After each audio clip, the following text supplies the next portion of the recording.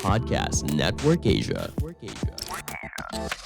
Halo semuanya, buat para podcaster bingung caranya ngembangin podcast. Nah, coba cek Podmetrics deh.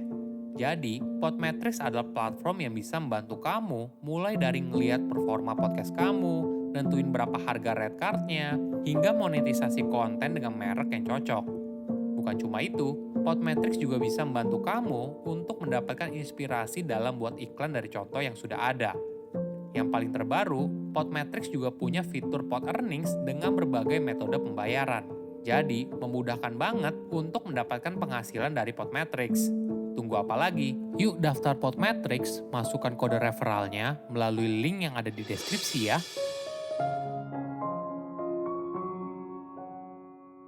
Sukses itu gabungan dari keberuntungan, kerja keras, dan doa.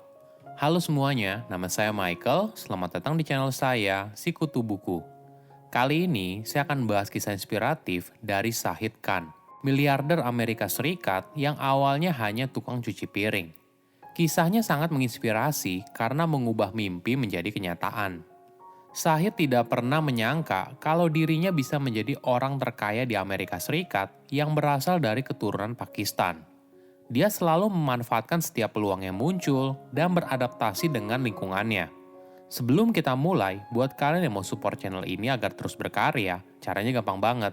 Kalian cukup klik subscribe dan nyalakan loncengnya. Dukungan kalian membantu banget supaya kita bisa rutin posting dan bersama-sama belajar di channel ini.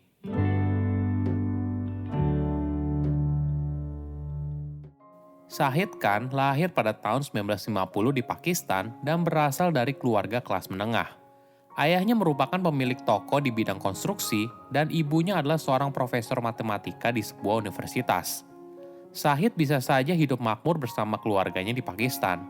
Namun saat usianya 16 tahun, dia memutuskan untuk pindah ke Amerika Serikat untuk mengejar hidup yang lebih baik. Mimpinya untuk pergi ke Amerika dimulai karena Shahid kecil ingin jadi arsitek. Ketika dia berbicara dengan para pelanggan toko ayahnya, mereka bilang kalau universitas terbaik pada saat itu adalah University of Illinois. Ini yang menjadi dorongan Shahid untuk pergi dari Pakistan dan bersekolah di luar negeri. Dia tiba di Amerika di tengah musim dingin, disertai dengan badai salju yang tebal. Ini merupakan pertama kalinya dia melihat salju.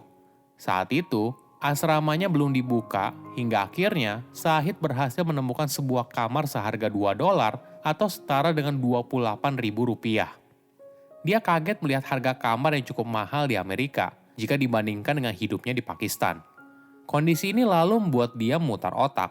Maklum saja, Shahid hanya membawa uang $500 atau setara dengan Rp7 juta yang berasal dari seluruh tabungan keluarganya. Di Amerika, Shahid melanjutkan kuliah jurusan teknik industri di University of Illinois sambil bekerja sebagai pencuci piring di restoran dengan bayaran $1,2 atau setara dengan Rp16.000 per jam. Sebagai gambaran, bayaran $1,2 pada masa itu jauh lebih besar daripada penghasilan 99% orang di Pakistan. Shahid mengenang masa lalunya kalau dia tidak menyangka bisa diterima di Universitas Amerika. Dia juga bukan orang yang spesial, namun bertahun-tahun kemudian, Shahid bertemu dengan dekan dari University of Illinois dan memberitahu alasannya. Saat itu, University of Illinois tidak memiliki alumni dari dua negara, yaitu Pakistan dan Perancis. Itulah salah satu faktor yang membuatnya diterima. Jadi boleh dibilang, banyak campur tangan keberuntungan yang mendorong Shahid bisa sampai di posisi sekarang.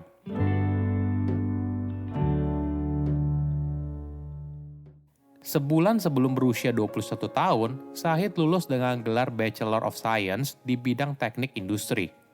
Mimpi awalnya yang ingin menjadi arsitek terpaksa dia tinggalkan. Karena berasal dari negara dunia ketiga, Shahid paham uang itu sangat penting. Jadi, saat dia tahu kalau pekerjaan sebagai architectural engineering dibayar cukup rendah, Shahid pun akhirnya mencari pekerjaan lain hingga akhirnya bertemu dengan industri mobil. Dia lalu bekerja di sebuah perusahaan suku cadang mobil aftermarket bernama Flex and Gate pada tahun 1971. Shahid lalu menghabiskan 7 tahun bekerja di sana. Selama bekerja di pabrik Flex and Gate, dia merasa kalau proses produksinya tidak efisien. Shahid pun lalu mencari tahu apa akar masalahnya dan akhirnya berhasil membuat sebuah terobosan. Bumper mobil tersebut awalnya dibuat dari berbagai mesin yang berbeda. Shahid mengusulkan sebuah desain di mana bumper bisa dibuat hanya di sepotong baja, mengecilkan bagian truk mobil, dan meningkatkan efisiensi bahan bakar kendaraan. Ide Shahid tidak mudah diterima oleh manajemen Flex and Gate, karena saat itu perusahaan tempatnya bekerja memproduksi suku cadang untuk pasar sekunder. Jadi, apabila dia ingin melakukan perubahan, maka dia harus bekerja sama langsung dengan produsen mobil. Pada tahun 1978, Shahid keluar dari Flex and Gate dan mengambil pinjaman untuk membangun perusahaannya sendiri yang diberi nama Bumper Works. Dia lalu mendekati para konsumen potensial. Saat itu, General Motors mengimpor pickup Jepang dengan merek Isuzu, tetapi tidak memenuhi persyaratan. Chrysler juga memiliki masalah serupa dengan mobil Dodge D50. Klien pertama dari Shahid adalah General Motors. Mereka sangat tertarik dengan ide bumper Shahid dan menjanjikan apabila dia berhasil, maka dia akan menjadi supplier dari General Motors.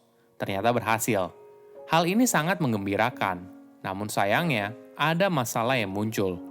Seminggu setelah Shahid meninggalkan Flex and Gate, perusahaan lamanya mengajukan tuntutan ke pengadilan atas pencurian rahasia komersial. Shahid kaget atas tuntutan tersebut. Satu demi satu proses hukumnya dilalui, hingga akhirnya Shahid berhasil memenangkan gugatan hukum pada tahun 1980 setelah Mahkamah Agung Illinois menolak banding kedua dari Flex and Gate. Kekalahan ini membuat perusahaan lamanya semakin merugi dan mereka menderita $50.000 atau setara dengan 700 juta rupiah setiap bulan.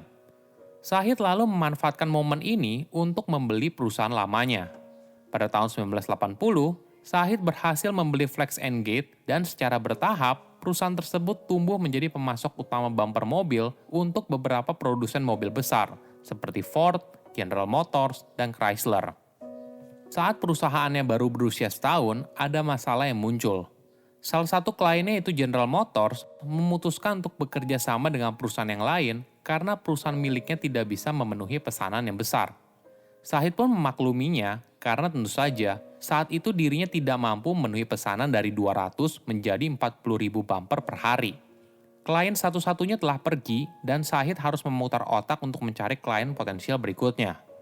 Namun, hubungan yang dekat dengan General Motors membantu bisnis Shahid di kemudian hari. Isuzu yang merupakan rekan General Motors dari Jepang berencana untuk mengekspor mobil ke Amerika Serikat. Shahid lalu meminta kontak Isuzu dari General Motors. Dia mempekerjakan siswa Jepang sebagai penerjemah dan mulai secara bertahap mendapatkan kepercayaan dari manajemen Isuzu. Shahid menggunakan momen yang paling cocok, yaitu ketika pabrikan Jepang membidik pasar Amerika Serikat, dan mereka pasti membutuhkan pemasok di sana. Dari situ, Flex and Gate juga berhasil mendapatkan kerjasama dari Mazda, hingga berhasil mendapatkan kepercayaan dari Toyota. Pada tahun 1989, perusahaan Shahid menjadi satu-satunya pemasok bumper untuk Toyota. Perusahaannya terus berkembang hingga pada tahun 2001, penjualan Flex and Gate mencapai $1 miliar atau setara dengan 14 triliun rupiah.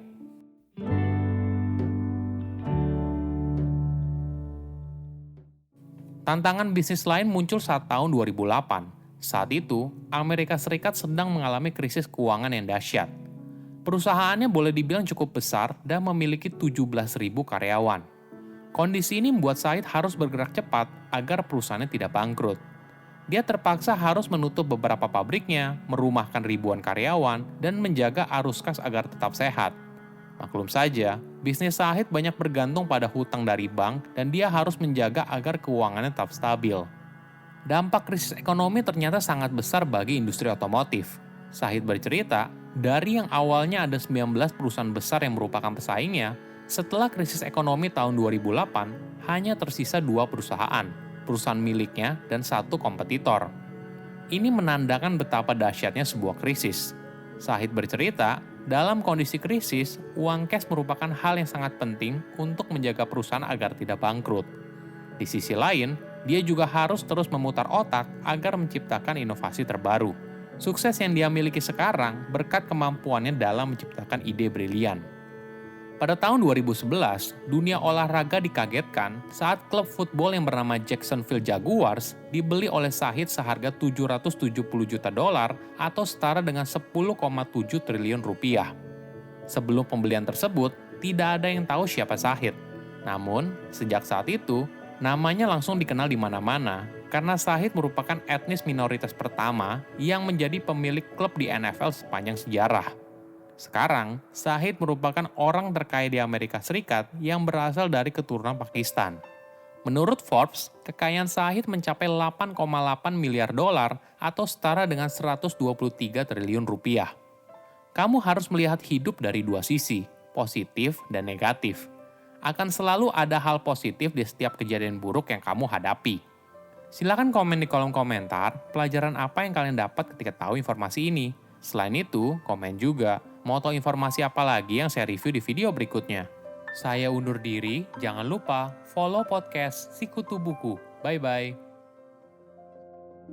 Pandangan dan opini yang disampaikan oleh kreator podcast, host, dan tamu tidak mencerminkan kebijakan resmi dan bagian dari Podcast Network Asia.